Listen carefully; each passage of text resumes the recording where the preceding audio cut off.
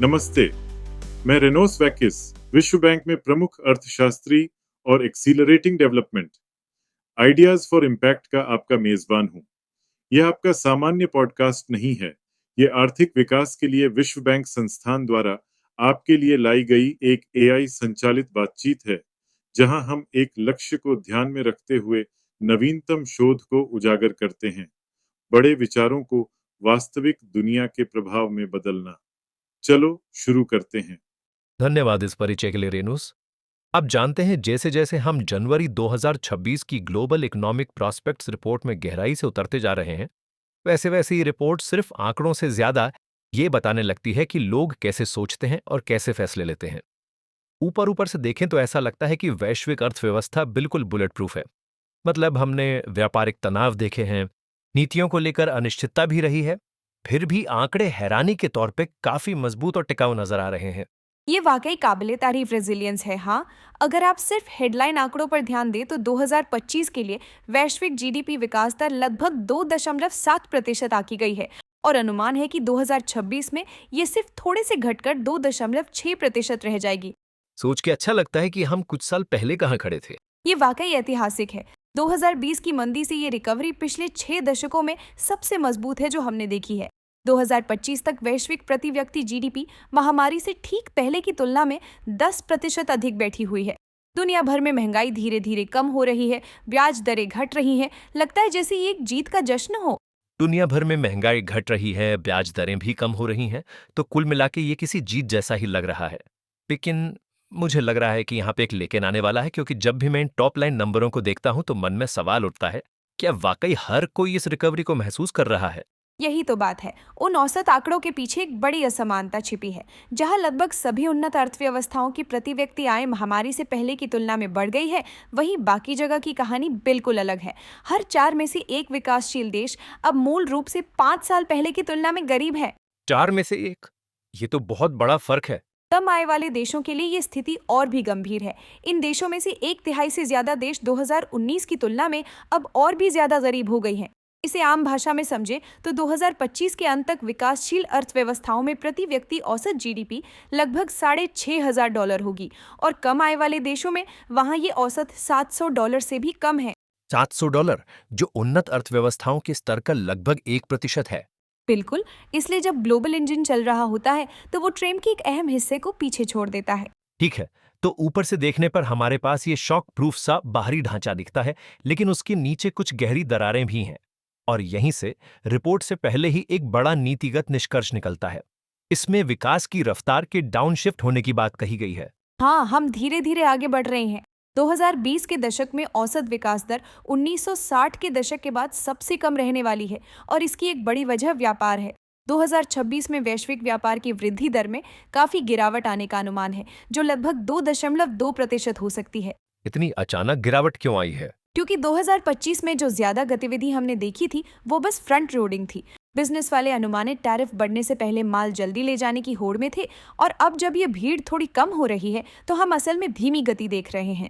ये समझ में आता है।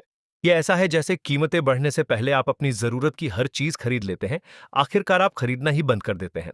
लेकिन ये वो हिस्सा है जिसने मुझे सच में चौंका दिया। हम एक ऐसे डेमोग्राफिक प्रेशर कुकर को देख रहे हैं जिसके बारे में मुझे लगता है लोग काफी चर्चा नहीं कर रहे। ये उभरते मार्केट्स के लिए एक साफ चुनौती है। 2035 तक उभरते और डेवलपिंग देशों में 1.2 अरब लोग युवा काम करने की उम्र में पहुंच जाएंगे। 1.2 अरब, ये तो बहुत सारे रेज्यूमे हैं। ये वाकई शेड्यूल करने के लिए बहुत सारे इंटरव्यू है, लेकिन सच कहूं तो इस आबादी को रोजगार देने के लिए इन अर्थव्यवस्थाओं को उन इंडस्ट्रीज पर फोकस करना होगा जो ज्यादा लेबर डिपेंडेंट हैं और ऑटोमेशन से कम प्रभावित होती हैं। तो फिर उन्हें रोक क्या रहा है? नौकरियां इतनी जल्दी क्यों नहीं बन रही हैं? ये बात इन्वेस्टमेंट गैप तक आती है। पिछले 15 सालों में इन्वेस्टमेंट ग्रोथ ज्यादातर स्टैग्नेंट रही है। इनमें से ज्यादातर देशों ने इन्वेस्टमेंट पर वर्कर को वो लेवल्स तक नहीं बढ़ाया जो हम एडवांस्ड इकोनॉमीज में देखते हैं। अगर प्राइवेट कैपिटल मोबिलाइज नहीं किया गया तो बस इनफ जॉब्स नहीं बनेंगे। तो अगर आप एक पॉलिसी मेकर हैं और ये पढ़ रहे हैं, तो नेक्स्ट मूव क्या होना चाहिए? अपनी एनर्जी कहाँ लगानी चाहिए? रिपोर्ट में 4 हाई पोटेंशियल सेक्टर्स को आइडेंटिफाई किया गया है: infrastructure, agri business, health care और टूरिज्म। ये वही एरियाज हैं जो लोकल जॉब्स क्रिएट करते हैं। और मुझे लगता है कि तस्वीर इस बात पर निर्भर करती है कि आप नक्शे पर कहाँ हैं। बिल्कुल सही। ईस्ट एशिया और पैसिफिक रीजन में ग्रोथ 2026 में 4.4% तक स्लो हो रही है। इसका मेन रीजन यह है कि चाइना स्ट्रक्चरल स्लोडाउन से गुजर रहा है। वहीं साउथ एशिया अभी भी स्ट्रांग बनी हुई है, हालांकि थोड़ा मॉडरेट होकर 6.2% हो रही है। इंडिया की बात करें तो स्पेसिफिकली यहाँ फोकास्ट किया गया है कि ग्रोथ 6.5% होगी। तो सब सहारन अफ्रीका का क्या हाल है, स्पेशली जब हम वो पॉवर्टी स्टैट्स पहले ही मेंशन कर चुके हैं? 2026 में ग्रोथ 4.3% तक मजबूत हो रही है, लेकिन और ये बहुत इंपॉर्टेंट है, पर कैपिटा इनकम की गेन्स अभी भी इतना पर्याप्त नहीं है कि एक्सट्रीम पॉवर्टी को सिग्निफिकेंटली कम किया जा सके। इकोनॉमी ग्रो कर रही है, लेकिन पॉपुलेशन के हिसाब से फास्ट इनफ नहीं। ये हमें ले आता है दूसरे डीप डाइव की तरफ, और ऑनेस्टली ये थोड़ा ट्रिकी पार्ट है। अगर आपको जॉब्स क्रिएट करने के लिए हेल्थ और इंफ्रास्ट्रक्चर में इन्वेस्ट करना है तो आपको पैसे चाहिए, लेकिन रिपोर्ट गवर्नमेंट के बैंक अकाउंट्स की अभी की स्थिति को काफी बेहाल तरीके से दिखा रही है। ये बात है, 2024 में उभरते बाजारों और विकासशील देशों में सरकार का कर्ज अब उनकी जीडीपी का लगभग 70% तक पहुंच गया है। ये पिछले 55 सालों में सबसे ज्यादा है। 55 साल, वाह। उस कर्ज पर इंटरेस्ट पेमेंट्स अब पहले की तुलना में ज्यादा रेवेन्यू खा रहे हैं, जो पैंडेमिक से पहले इतना ज्यादा नहीं था। और हालत और खराब हो रही है क्योंकि हाई इनकम इकोनॉमीज से मिलने वाला फॉरेन एड बजट श्रिंक हो रहा है। इसलिए डेवलपिंग इकोनॉमीज को मदद का इंतजार नहीं करना चाहिए, उन्हें अपनी डोमेस्टिक पॉलिसी डिसिप्लिन पर ही भरोसा करना होगा। ये वो जगह है जहां रिपोर्ट राजकोषीय नियम वाली बात की ओर बढ़ती है। अब ज्यादातर लोग इसे सुनकर सोचते हैं, अरे ये तो बस अकाउंटिंग की उबाऊ बातें हैं, लेकिन यहाँ डेटा वाकई में दिलचस्प है। तो राजकोषीय नियम असल में होता क्या है? इसे ऐसे समझो जैसे ये एक डाइट प्लान हो, लेकिन सरकारी बजट के लिए। यानी ये किसी घाटे या कर्ज पर एक तरह की लिमिट सेट करता है। 2024 तक इन उभरती हुई अर्थव्यवस्थाओं में से 55% ने कम से कम एक ऐसा फाइनेंशियल नियम अपनाया है। ये आंकड़ा साल 2000 में सिर्फ लगभग 15% था।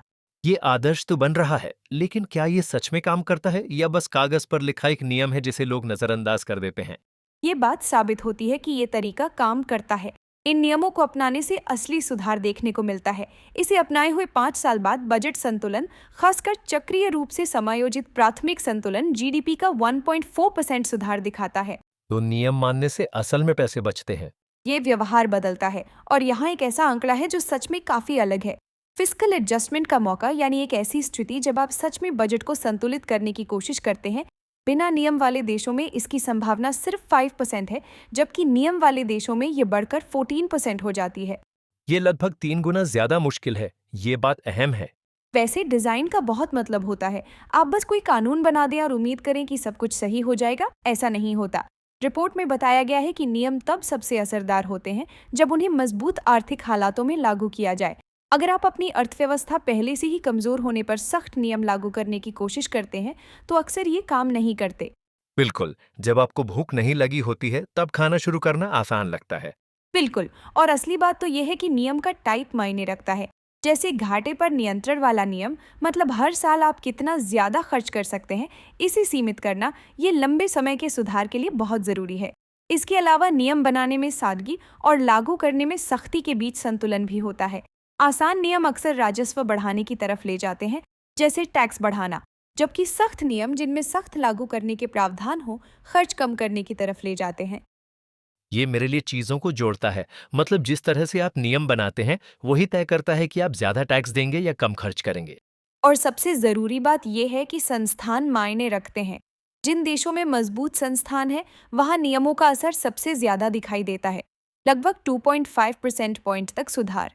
लेकिन जिन देशों में संस्थान कमजोर हैं, वहां ये फायदे टिकते नहीं।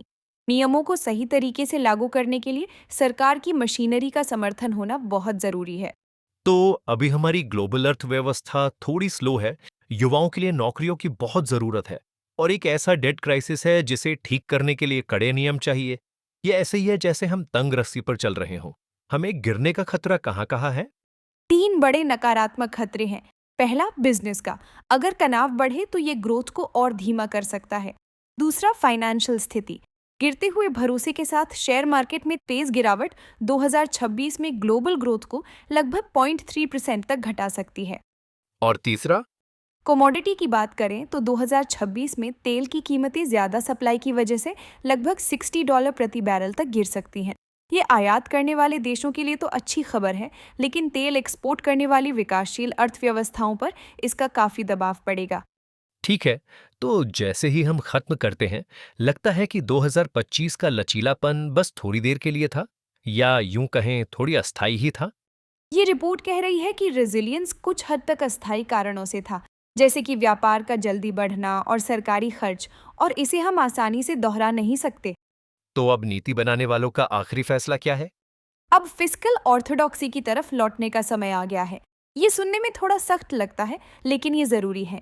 इसका मतलब है कि हम अच्छे तरीके से बनाए गए वित्तीय नियम अपनाएं, ताकि हमारे आर्थिक सुरक्षा के इंतजाम फिर से मजबूत हो सकें। और साथ ही स्ट्रक्चरल रिफॉर्म्स भी करने होंगे, ताकि निजी निवेश यानी प्राइवेट इन्वेस्टमेंट बढ़े और 1.2 अरब युवाओं को रोजगार मिल सके। ये बात है एक ऐसा फाउंडेशन बनाने की जो सिर्फ आज के लिए शॉक प्रूफ ही नहीं, बल्कि नेक्स्ट जनरेशन के लिए भी रेडी हो। हमें थोड़ी दूर से देखना होगा कि जहां विकास की खबर अच्छी लगती है, असली काम अमीर और गरीब के बीच का अंतर कम करने में है। ये अस्थायी मजबूती को लंबे समय तक टिकाऊ स्थिरता में बदलने के बारे में है। साधन तो है, वित्तीय नियम, सही निवेश, लेकिन उन्हें इस्तेमाल करने की इच्छा ही अब सबसे जरूरी है। अब आपकी बारी, रेनोस। हमसे जुड़ने के लिए आपका बहुत बहुत धन्यवाद। आप हमारी वेबसाइट पर जाकर पूरा रिपोर्ट पढ़ सकते हैं। लिंक डिस्क्रिप्शन में दिया गया है। अपकमिंग एपिसोड्स की जानकारी सबसे पहले पाने के लिए जरूर सब्सक्राइब करें। और जाने से पहले इस एपिसोड के बाद आप क्या अलग करने जा रहे हैं, हमें जानकर खुशी होगी कि आपने क्या सीखा, उसे आप कैसे प्रैक्टिस में लाने वाले हैं, और आगे आप किन टॉपिक्स पर हमारी बात सुनना चाहेंगे। हमें आपसे जानना अच्छा लगेगा।